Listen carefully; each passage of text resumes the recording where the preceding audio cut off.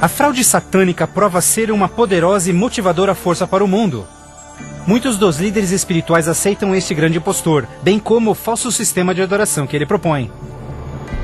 Com a intensificação das calamidades, líderes religiosos creem que o tempo não mais pode ser desperdiçado em convencer o mundo a aderir às doutrinas desse Messias contraventor. Aqui está a paciência dos santos.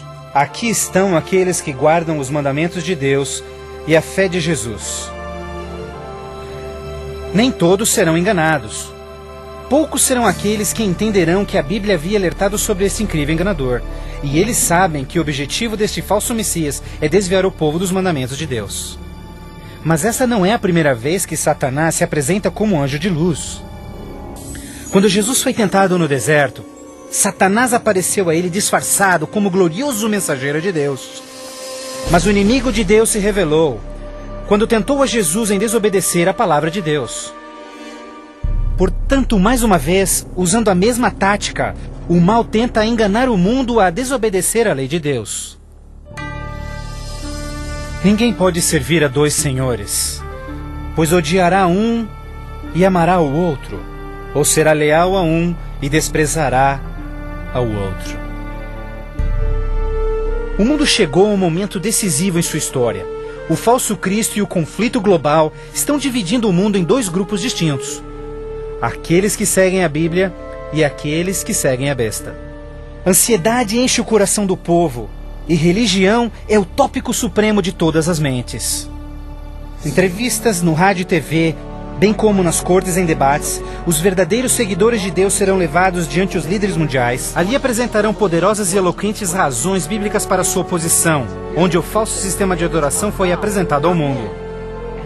Os mandamentos de Deus e o que constitui a verdadeira adoração estarão ao centro de cada discussão. Movidos pelo poder do Santo Espírito, compelidos pelo argumento bíblico dos servos de Deus, milhares em todo o mundo converter-se-ão desde suas igrejas sem vida e se posicionarão junto aos impopulares, mas verdadeiros seguidores de Jesus. O que nos resta? Devemos obedecer a Deus ou ao homem, à tradição popular ou à Escritura, dividindo assim o mundo inteiro em dois grupos.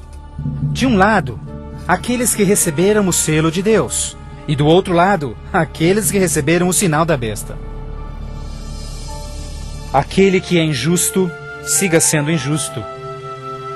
Aquele que é sujo, que siga sendo sujo. Aquele que é justo, que siga sendo justo. E aquele que é santo, que siga sendo santo. Este texto de Apocalipse antecede o próximo evento em que todo homem, mulher e criança fará sua final decisão, a favor ou contra Cristo. Ao lado de Deus estão aqueles que em fé observaram sua palavra, mesmo diante oposição. No outro lado, aqueles que escolheram a religião de tradições humanas.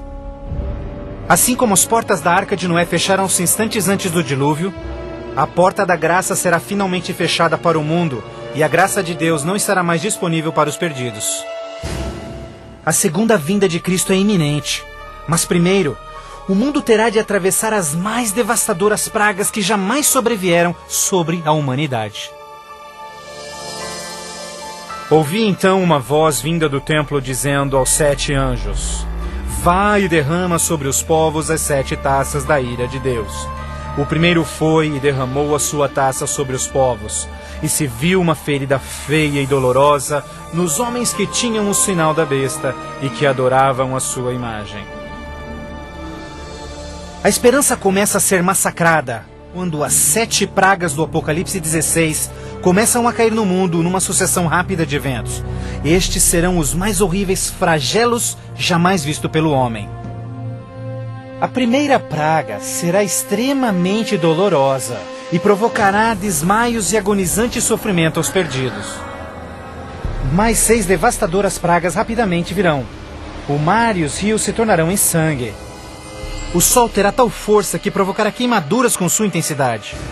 De tal forma, praga após praga virão. O terror reinará, tornando o mundo inteiro prisioneiros do pânico. Durante este período, alguns dos salvos encontrarão abrigo em locais isolados e remotos, onde serão protegidos e mantidos por anjos do Senhor. Outros lançados em prisões. embora aparentemente abandonados pelo homem, não foram esquecidos por Deus. Os fiéis de Deus estarão protegidos das pragas, da mesma forma como os filhos de Israel foram preservados durante as pragas que caíram no Egito.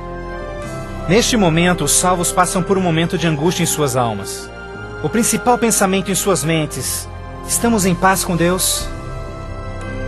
Finalmente, encontram paz em suas consciências confiando nas promessas de Deus.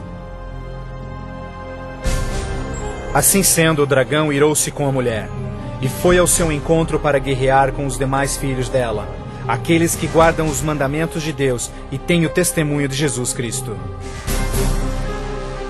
Persuadidos pelo falso Cristo, os miseráveis perdidos têm como única esperança para alívio das devastadoras pragas a eliminação daqueles que se opõem a eles. Então a decisão é tomada para caçar e exterminar em apenas um dia o povo de Deus que teimosamente apegou-se às Escrituras. Assim sendo, o campo de batalha espiritual tem aqueles que seguem as tradições humanas e adoram a besta contra aqueles que amam a Jesus e obedecem os seus mandamentos. Esta é a batalha final do Armagedon, o mundo perverso que chegou finalmente ao limite da paciência de Deus. E finalmente o momento em que Deus entra em cena para resgatar os seus filhos fiéis.